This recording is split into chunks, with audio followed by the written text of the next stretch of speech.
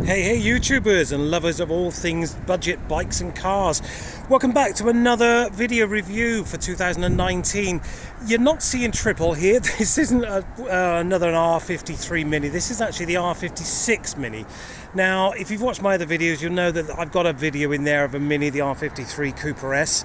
That's the supercharged 163 horsepower version, but I always fancied having a look at the R56, which is actually the 175 horsepower turbo version. Although I do love the whine of the supercharger, and that's one of the kind of unique aspects of the R53 Mini Cooper S. I wanted to see what it was all about with this turbo instead of this supercharger, and one of these came up relatively local to me, around about 15 miles away. A young lady was selling it, exactly the same as this, white stripes on the bonnet, blue, standard wheels, etc, etc. I went to have a look at it, and now it's really difficult to get underneath these cars and have a look at the front subframes and that kind of stuff and see what's going on, especially when she'd had hers lowered by about 40 mil, so that was really awkward trying to get in underneath. But I did notice that it had an oil leak, quite a bad oil leak to be fair, and that the front subframe was looking really corroded. I asked her about it. She didn't seem to know very much about it. She did say her bloke was a mechanic and that he changed the cam chain on this, because obviously it's a cam chain. But there was no proof of this, of course, which was very convenient, of course. So I kind of didn't take that as read that it had been changed, because it was only on 90,000 miles, 95,000 miles, and in my mind you don't need to change a cam chain at 95,000 miles unless it's making a hideous noise, and she didn't seem to know much about it. So I just thought, well, okay, let's just say it hasn't been done, because she can't prove it either way.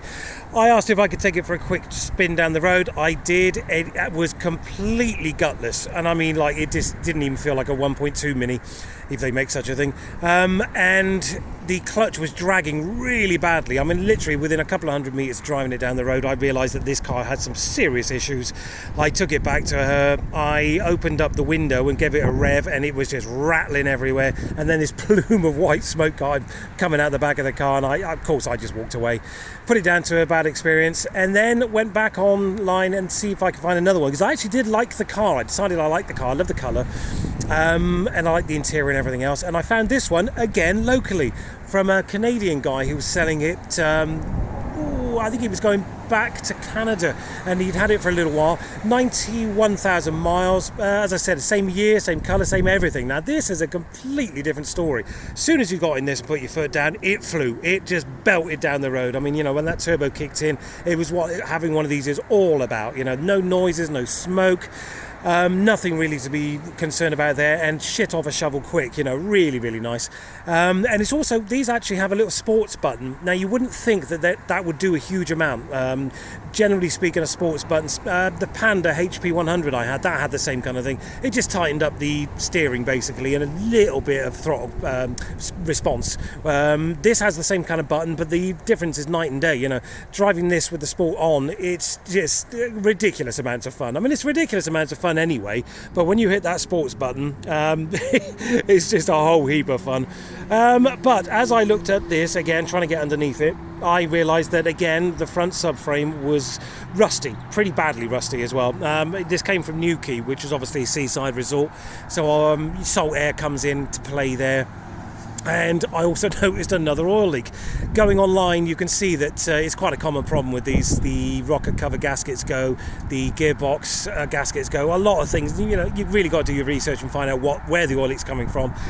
I bid him based on the fact that I'd have to do a little bit here and there on it, and I got it for a nice little price. I mean, you can get these I'd say between 2 and 3 grand is the average price for these now, to be fair, in a decent kind of condition with decent kind of mileage. I mean, if you're getting above 100,000 miles, I wouldn't go much beyond 2 grand. If you're getting them at 60, 70, 80,000 miles, you're looking at the top end, as I said, 3 grand. But a 3 grander is going to be a minter. I keep seeing the R53s, Cooper S's, for ridiculous money still at 3 grand. I don't know what these guys are thinking of. You can't get 3 grand for an R53 Cooper S these days. It's just bloody stupid. I paid, I think, 1,200 quid for my last one, and I feel like saying to these guys, are you bloody insane? You're not going to get that. I would value this one at around about 2.5, 2.6, 2.7 tops, because it's got a couple of little issues. Now, if you're looking at that bonnet and wondering why it's looking like that, that's just because I popped it up, because I did actually make another video and I couldn't get the bonnet up, so I decided to do it all again. Anyway, usual story with these. I don't know why with the Minis so much, maybe because lower centre of gravity, closer to the ground, I don't know, but they do suffer quite badly from stone chipping. Now this is just a little bit of nonsense here, there's nothing to worry about, but this is the biggest chunk. I mean, there's a bit of a dent there. I thought it had just been touched in, but in hindsight, as you can see, it's actually a bit of a dent. There was another one here and another one up here, so what I decided to do was basically, just to put these stripes on, but I had to angle them in such a way that they don't look like the normal stripes would do, because generally speaking they'd come down here and down here on an angle, or you get the two blocks that come all the way down. So what I had to do was kind of just compromise and get this done the best way I could to cover up.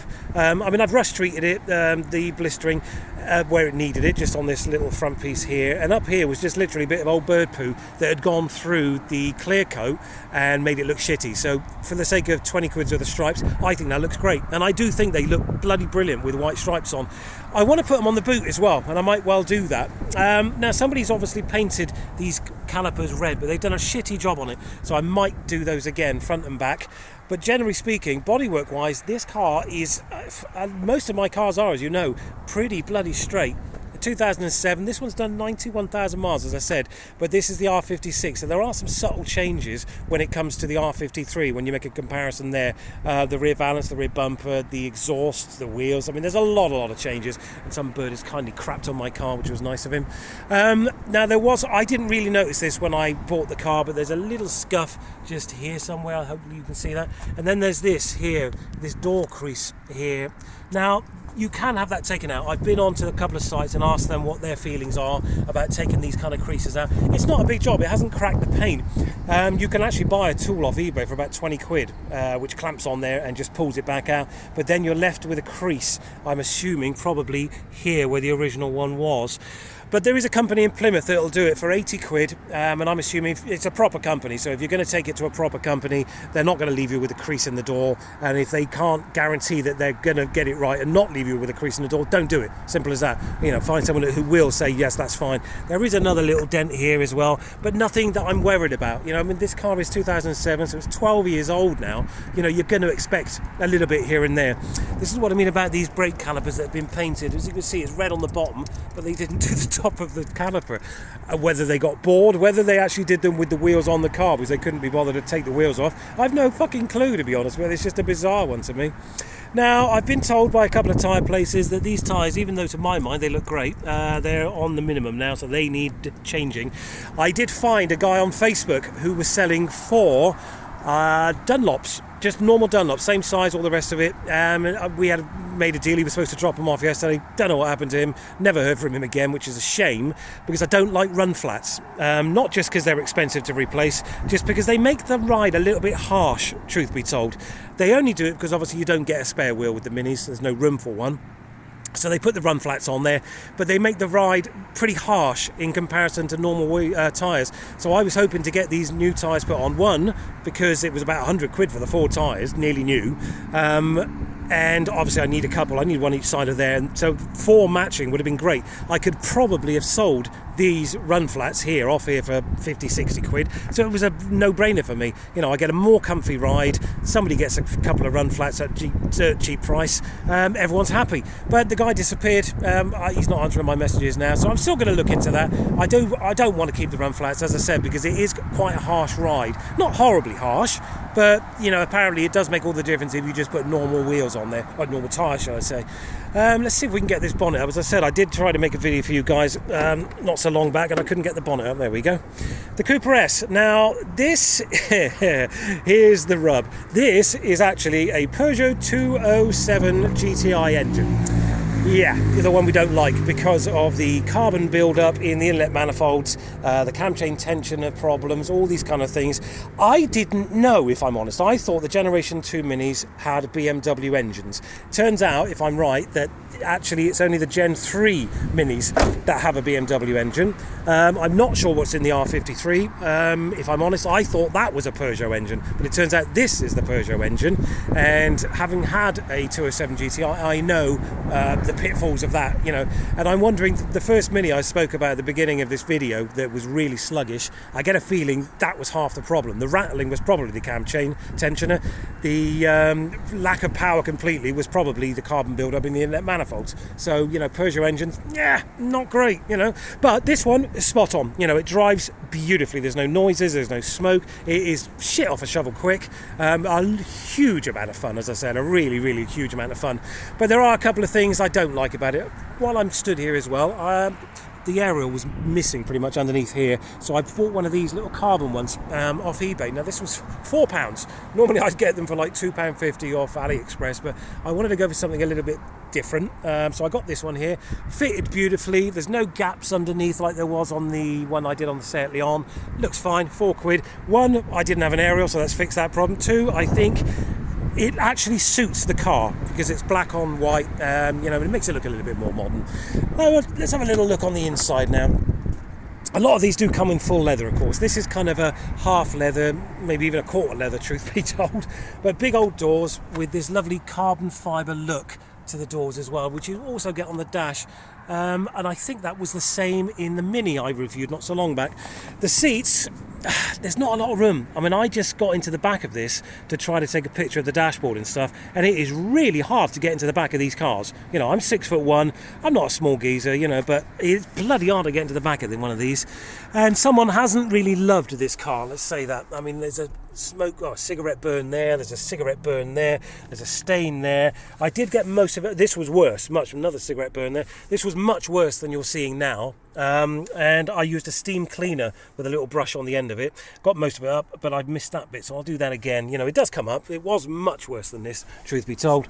And the front wasn't much better.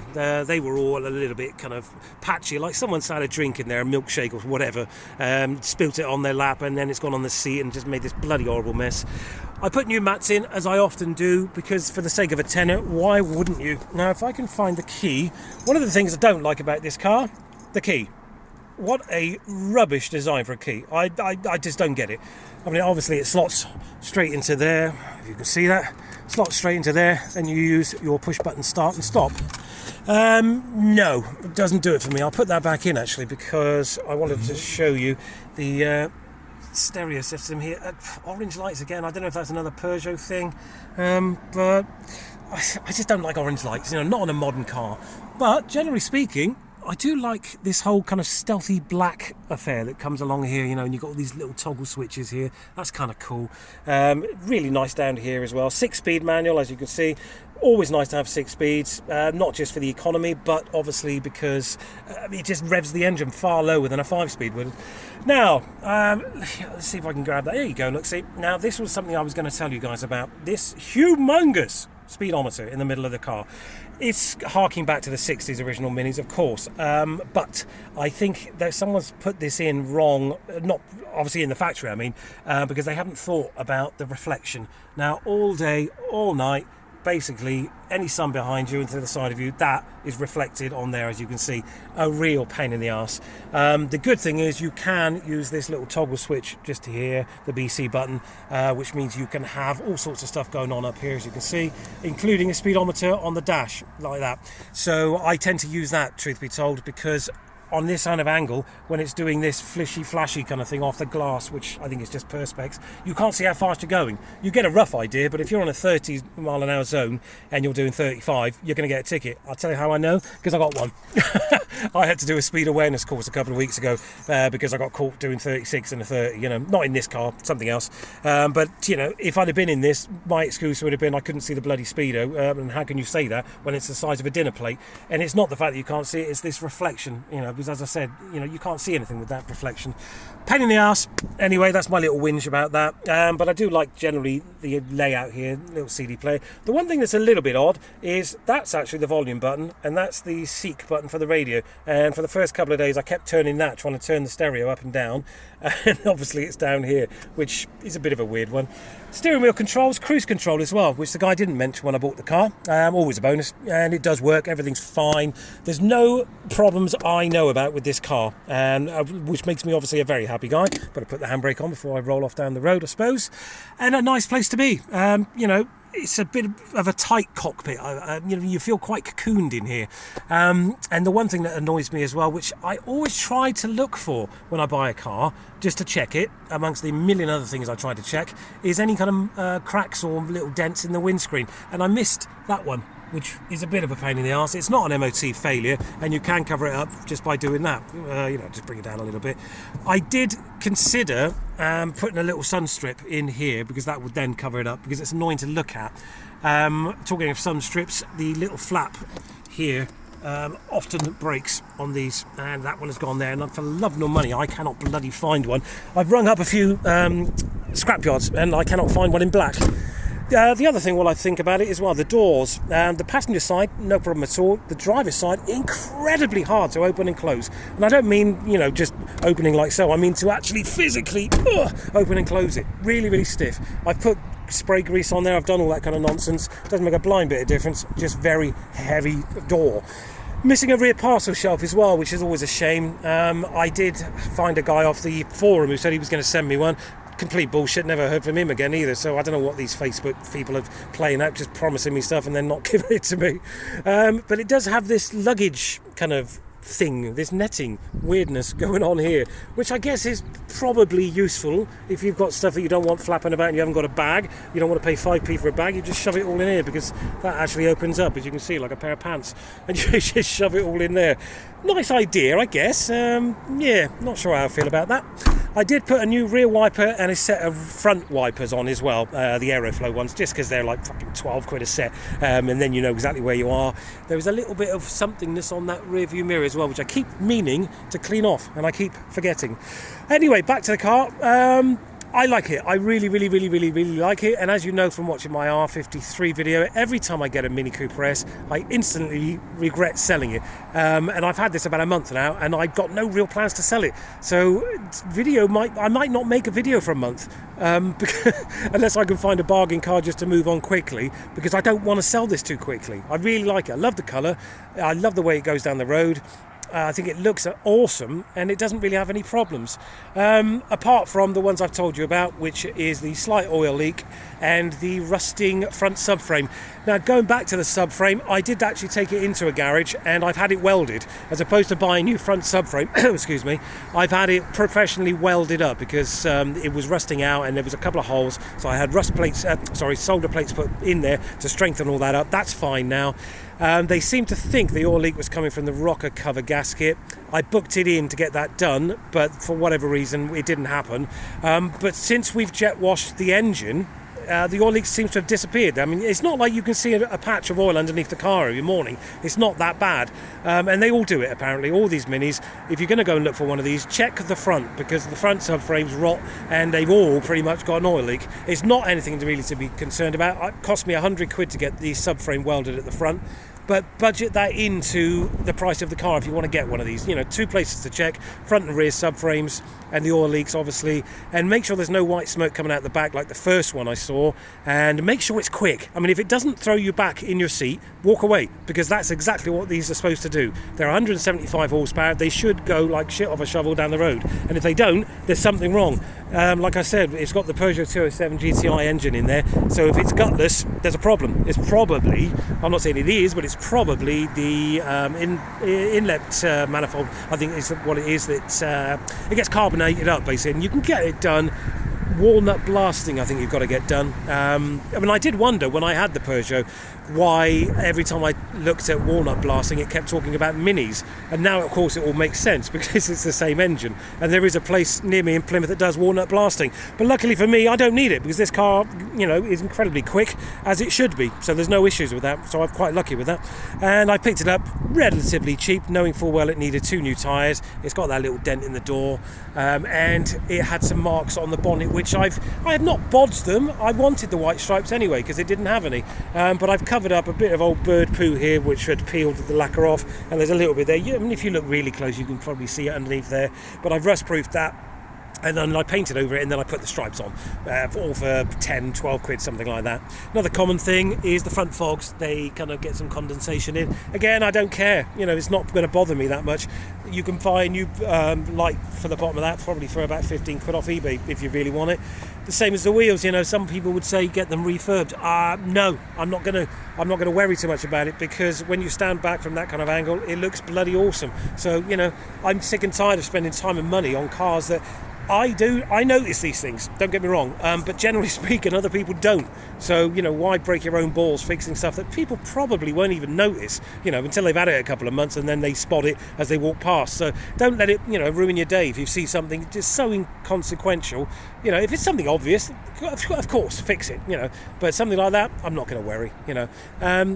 I probably am going to get that fixed, because every time we walk around this car now, I keep seeing it. So you have to excuse me again. It's that time of year, if you remember from last year. I got a stinking bloody cold.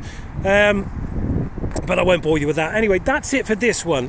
This is the 2007 Mini Cooper S, 91,000 miles, with 175 horsepower. You know, and the only thing I would say is check the things that I've mentioned, specifically that it's quick, because 175 horsepower is no slouch. So if it doesn't feel quick, walk away, ask some questions. You know, go and have a look at another one. There are plenty of these about. You know, and you shouldn't be paying more than £3,000, but don't expect to get one for less than £2,000, unless it's a complete dog that's done 140,000 miles. But even then, you know, if it's had a cam belt change and a clutch change, I don't know, maybe I would.